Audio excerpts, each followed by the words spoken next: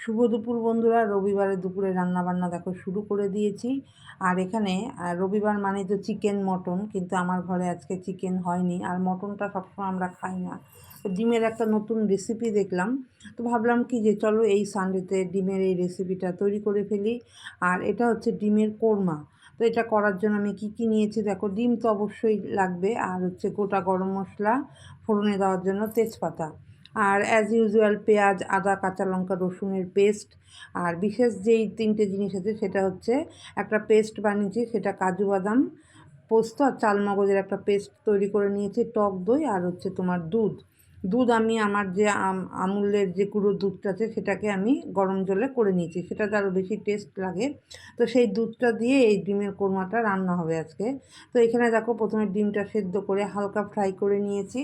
তারপরে সেই তেলের মধ্যেই তেজপাতা আর গোটা গরম মশলা ফোড়নে দিয়ে পেঁয়াজ কুচি দিয়েছি। আর পেঁয়াজ ভাজার সময় আমি একটু চিনি দিয়ে দিই, যাতে কালারটা একটু ভালো হয়। তারপরে দেখো সেটা ভাজা ভাজা হয়ে যাওয়ার পরে, যেমন আমরা ডিমের কারিটা রান্না করি, আদা রসুনের পেস্টটা দেই, সেটা দিয়ে দিলাম। সেটা দিয়ে বেশ ভালো করে কষিয়ে নিয়ে আমি যে পেস্ট তৈরি করে রেখেছিলাম, যে চালমগজ, পোস্ত আর আর কাজুর, সেইটা দিয়ে, সেই পেস্টটা দিয়ে আমি খুব ভালো করে কষিয়ে নিলাম। তারপরে হ্যাঁ, একটু স্বাদ মতন তো নুন দিয়েছি, কারণ নুন না দিলে তো রান্নাটা অসম্পূর্ণই থেকে যাবে। আর একটু কালারের জন্য কাশ্মীরি লঙ্কার গুঁড়ো আর একটু হলুদ দিয়েছিলাম। এই রান্নাটার মধ্যে ধনে গুঁড়ো, জিরে গুঁড়ো তো কিছুই যাবে না। তারপরে সেটা দিয়ে খুব ভালো করে কষিয়ে নিয়ে দিয়ে দিলাম ফ্যাটানো টক দই।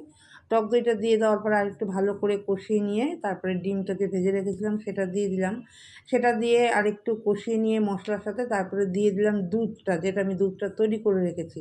তো সেই দুধটা দিয়েই তো রান্না হবে। আর এখানে দেখো আমি একটুখানি গ্রেভিটা বেশি করেছি, কারণ এটা একদম গামাখা গামাখা হয়ে যাবে। আর আজকে তো শুধু এই একটা আইটেমই আছে, তাই তাই একটু ভাবলাম যে গ্রেভিটা করি। তারপরে দেখো গ্রেভিটা কীরকম শুকিয়ে গেছে। তো এটা দিয়ে আমি একটু ঢাকা চাপা দিয়েছি। তারপরে নামানোর আগে 1 চামচ ঘি দিয়ে দিলাম। ঘি দিয়ে বেশ তো নামিয়ে নিয়ে চলে এসেছি খাবার টেবিলে। আর খাবার টেবিলে এখানে প্রথমে হাজব্যান্ডকে দিয়ে দিলাম। আর দেখো এখানে আমি দেরাদুন রাইস করেছি আজকে, কারণ কি আমি ঠিক করেছি ডিমের কোরমাটার সাথে আজকে ফ্রাইড রাইস করবো, কিন্তু একটা কারণের জন্য আমি আর করতে পারিনি ফ্রাইড রাইসটা। তো এখানে দেরাদুন রাইসটা দিয়েও ভীষণ ভালো লেগেছে এটা খেতে, ডিমের কোরমা যেটা।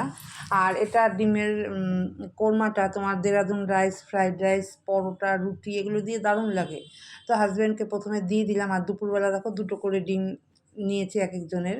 তো এটা দিয়ে তো ওনাকে দিয়ে দিলাম। তো উনি তো খেয়ে তো ভীষণই প্রশংসা করলো যে দারুণ একটা ডিমের রান্না তুমি করেছো। তো তারপরে ওনার খাওয়ার পরে আমি আবার বসলাম খেতে।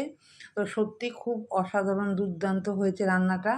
এরপরে আমি মাঝে মাঝেই এরকমভাবে করব। আর এটা কিন্তু একটু বেশি রিচ, সবসময় আবার খাওয়া যাবে না। তো এখানে তো আমি নিজে নিয়ে নিলাম। নিয়ে নেওয়ার পরে যে খেয়ে দেখলাম যে দারুণ হয়েছে, খুব সুন্দর হয়েছে।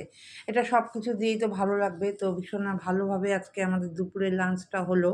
আমি তো খুব তৃপ্তি করে খেয়েছি। আর দেরাদুন রাইস দিয়ে তো খেতে দারুণই লাগে। তো চলো তাহলে, আজকের রান্নাবান্না খাওয়া দাওয়া আমার কমপ্লিট হলো রবিবারে। তো তোমরা সবাই ভালো থেকো, সুস্থ থেকো। ভিডিওটা ভালো লাগলে একটা লাইক করে দিও। টাটা।